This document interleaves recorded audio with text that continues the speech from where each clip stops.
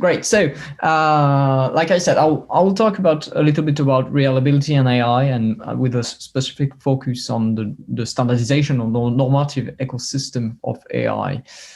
But first of all, first have to understand why this is important. Why do we need to talk about reliability of AI? So this little example I quite like is extracted from the project Inceptionism from Google. And it just highlights that on the left you have a picture of a nebula, and on the right you have the same picture but as seen by an AI system. And so you can see that the AI system has tried to interpolate stuff it knows inside the image, even though the image has no real connection with what the AI knows. Here, the AI knows about dogs, cats, and birds, and so it tries to see dogs, cats, and birds everywhere. And so if you're a practitioner and you receive an AI system, you might want to know what kind of reliability my system has, and whether it has the correct setup for the use I intend to do with this AI system. And of course, we want to put AI system in many industries today. And for most of them, two huge roadblocks are ahead. First, some industries have existing standards that prohibit the use of AI system, and some of them needs to have certification of any system within their field to be reliable, to be safe. And for AI system, we do not have any certification framework to work on. And so for example, for vehicles or weapon systems or health systems, this can be a huge problem, because we won't be able to put on the market some product if it does not comply to standards and certification. So when we go on the industry and we talked about them about how they're going to put trust in AI, usually the governance of AI within a large company revolves on several topics, which I illustrate here. And so the AI has to be robust, explainable, ethical, which has to be transparent, respect privacy, etc. So this is generally the huge topic that revolves around the notion of trust in AI. But for every aspect here, we do not have a clear answer yet. And so this is why standards are essential in order to bring some methodology and some trust in the processes to making AI. And at Numalis, we focus specifically on two aspects, which is robustness and explainability. So two key topics among the others that the governance is touching. And so AI system needs to have standardization to foster adoption. Currently, when we look at the diffusion of AI system within the industry, we think that we are still in the early adopters kind of market, which is a niche market. We need to break the chasm and try to touch the early majority and the late majority to have a widespread adoption of AI system within every aspect of the industry. And we believe that to break the gap between the two, standards can play a huge role. And for that, there is one place I will talk a lot today is the ISO IEC IC42, which is a subcommittee dedicated on AI. And this subcommittee has only mission is to foster adoption of AI in the industry. And so foster new standards in order to help the early adopters to convince the majority of the market to adopt this kind of system. So standardization, there is many committees talking about AI. I will focus on, I think, the most important one at the international level, which is this one, the ISO IEC GTC1 SC42. So it's a little barbaric in terms of naming, but what you could just remember is the SC42 part, which is the most distinguished pattern in this name. And so this committee is 3 years old now. So it's quite young, but it has grown significantly in the few years. So it regroups like 30 countries and more than 200 experts, which at the ISO kind of structure is quite large.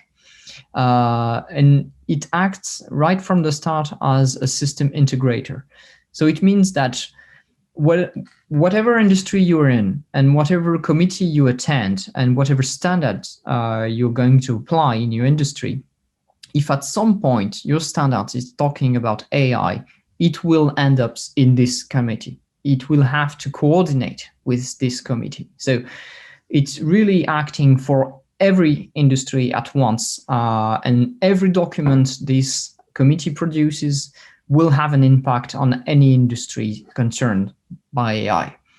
So this is why I think this is the most important one to monitor in order to prevent, some standards reaching out to your industry and taking off guard. And so this committee is dominated by two countries, which is the US and China. And the very chairman of this committee, which is in the little box here on the picture, is a US national, but working for Huawei. So what you see there is the kind of compromise the committee has to reach in order to have a balance of power between China and the US right from the start.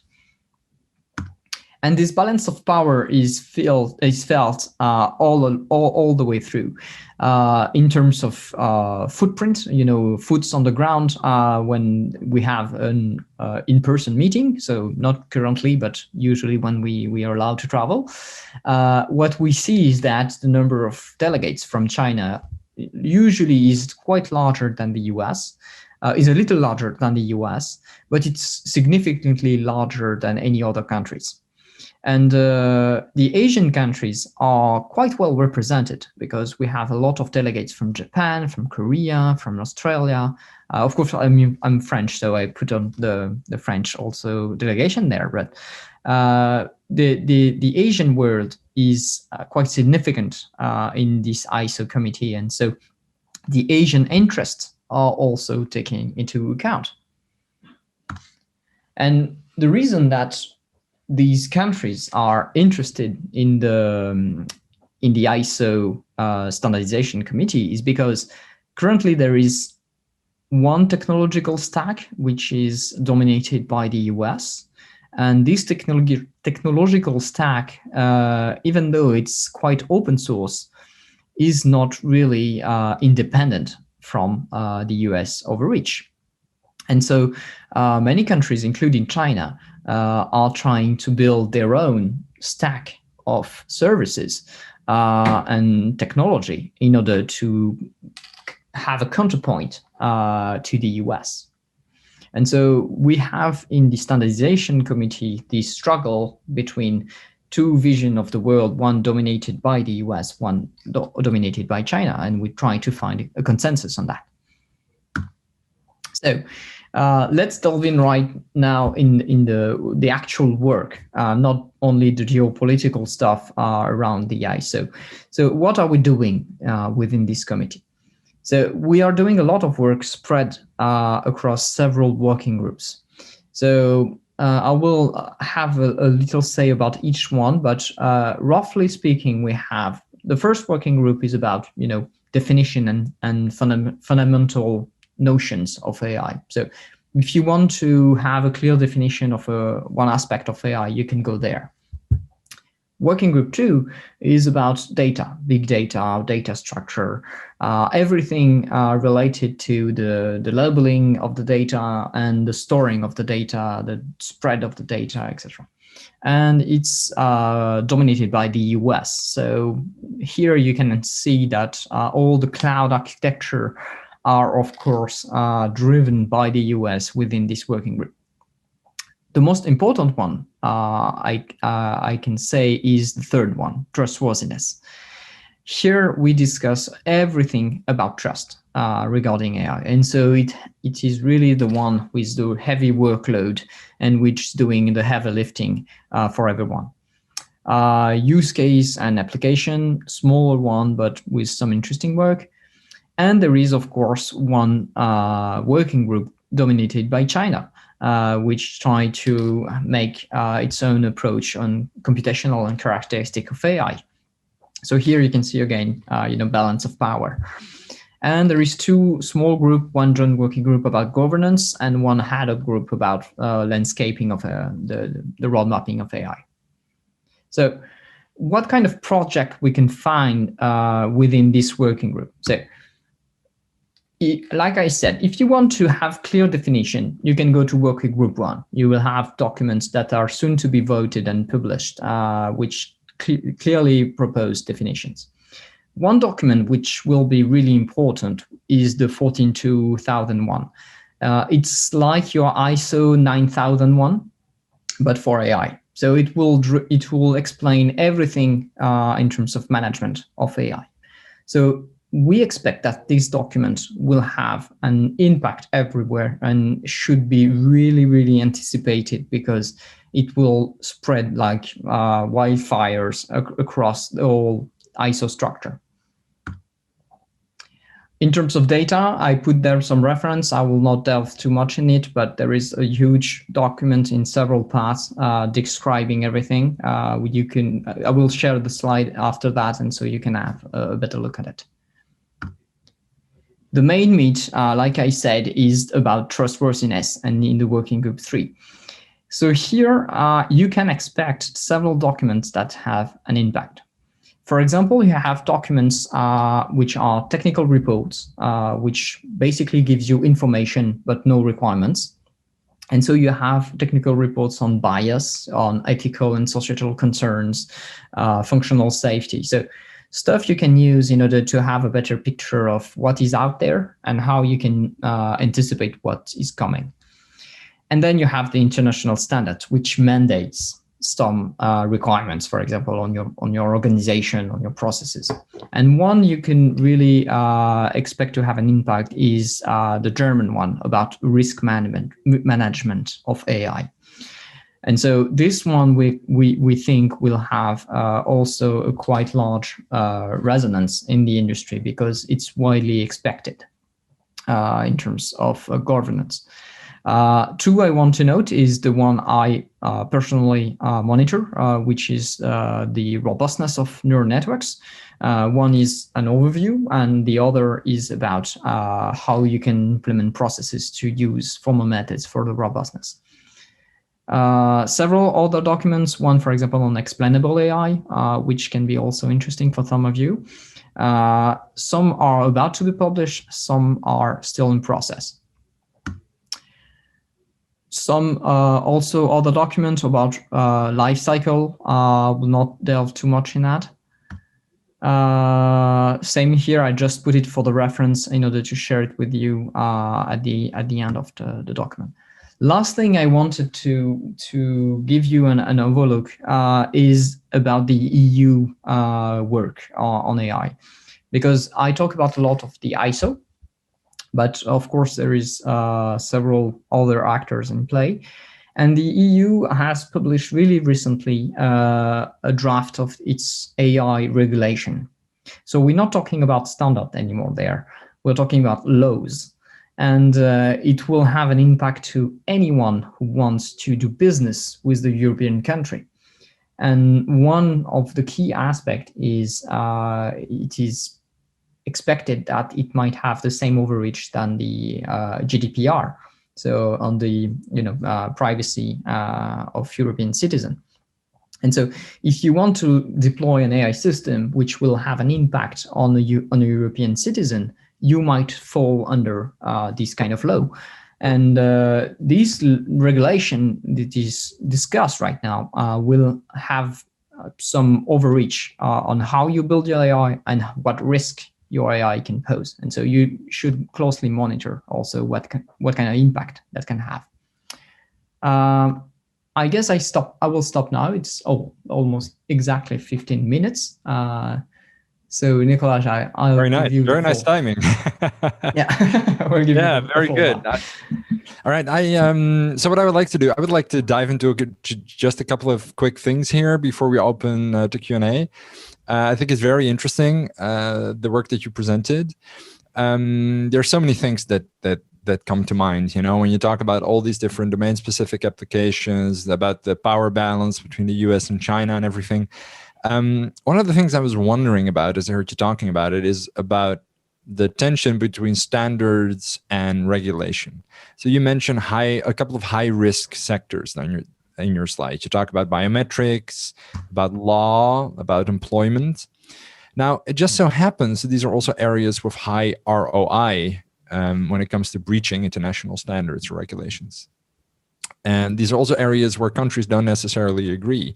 For example, I could give you a very simple example, for example, CCTV surveillance, which here in Singapore is everywhere, actually, except for as soon as you go outside of your home, you're being recorded and you're very easy to identify and to trace.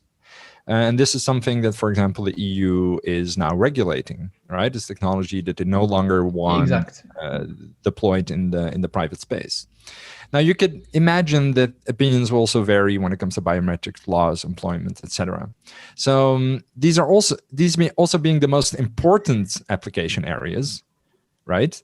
How optimistic are you about there being actual international standards and regulations here that actually have teeth, Well, standardization is usually voluntary. So you put a standard out there and people can, adopt it. Of course, if you're someone who's proposing a job, you can impose your subcontractor to respect a certain standards. So it really depends on the voluntary aspect of the willingness, to use the standards.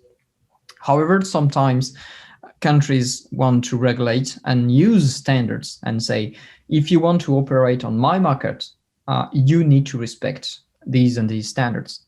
And this is, for example, in the aeronautic world, widely accepted that in the in Europe or in the US, you need to respect certain standards in the way you build your plane. Otherwise, you're not allowed to fly over the countries. And so I think that countries can have this decision. They can impose some restriction on what kind of technology and what kind of use of technology you can have on their grounds. However, standardization can be more generic, more large in the discussion it can bring, and it's up to everyone then to adopt or not adopt the standards. So it's really a discussion. Here again, it's a balance of power between the consumer, the industry, and the government. Mm-hmm. How important do you think that standardization is for very domain-specific applications? So, for example, you see, just an example I'm pulling out of my head, right? But you see, for example, medical applications where you already have very narrow performance standards in terms of, for example, integrated algorithms, like in medical imaging, for example, right? Where you're operating under very strictly controlled input, where the market is well beyond early adoption, right? But just more these days, perhaps not widely recognized as AI by the public because it's sort of boring, because it works. So I always like to say that everything is AI until you know how to do it, and then it becomes IT, right? It's sort of, as soon as you know how to actually do something, then people become bored, and it's just regular IT. So does standardization for these kinds of domain-specific applications matter? I assume yes. And if so, what do you think will be the biggest impact once these things really come off the ground? I think the biggest impact is time to market. You can try to put some AI system within an existing system which has already some certification and stuff like that in the health industry, for example. But at some point, the regulator which impose you to respect certain certification and regulation will have a say in, okay, you put some AI system, but is it still compliant to what I've written? And what I've written like 20 years ago when AI was not a topic. And so maybe my regulation is not adapted for that. It is not relevant for the problems that AI can pose. And of course, AI have some really important features that it can bring, but it also brings some problems. And so the standardization can help change the way the regulation, the certification is built in order to foster adoption, in order to make it easier to the regulator to understand, okay, you have an AI system there. In order to make it fit with my own certification, we need to have some complementary, information, some readjustment of the requirement in order to make it fit on that. And so standards can provide that. And if you have that, then you can go on the market faster, because the regulation will not put you, roadblocks all the time telling you, I'm not exactly sure I trust you when you say it's safe. So I think really the important part is fostering adoption in order to have a better product on the market faster. Yeah, exactly. It will massively improve time to market. That's a really good point. Just a last question before we open this up to Q&A. Do you have any like fun examples of seeing something in application or anything where that made you go, okay, this is why I work on standardization? Like, it's a good thing that people like me go to these meetings. Well, I have some example of how standardization can change some stories that if we had standard at its time, it won't happen. I think the funniest one is when we started to talk about explainability of AI, some work has been brought up. And one key example was that if you're a practitioner and you want, for example, to make a system that distinguishes dog from wolves, you go on Google Image, you type dogs, you download 100 or 1,000 pictures of dogs, and this is your, the data set for the dogs. You do the same for the wolves, and you have 2,000 pictures, 1,000 each, and you train your system on that. And when you look at the explainability of why your system is performant to distinguish between dogs and wolves, is basically the system is observing the background and not the animal, because most of your pictures of wolves has snow in the background and the pictures of dogs have not. And so the system just discovered that if there is a lot of white pixels, then it must be a wolf. And if it's not, then it's a wolf, and it's a dog. So if you put, a Chihuahua on a snow, then you will definitely end up with the classification as a wolf. Never underestimate Chihuahuas. They're very dangerous. They can be really, really nasty, yes. But the standards we're building is, for example, touching this aspect, we're building explainable standards, explainable AI standards, but also bias on the data. And here you have both. You have both an data set which is biased because of the presence of the snow on the wolf pictures, and you have a problem of explaining why your system has not operating correctly. And so all of these topics, all of this methodology we propose and which we hope will be implemented in the industry will prevent this kind of story happening again and have a better, practitioner every day producing AI. All right, great. Thank you very much, Arnault. Is there any questions from the participants at this point?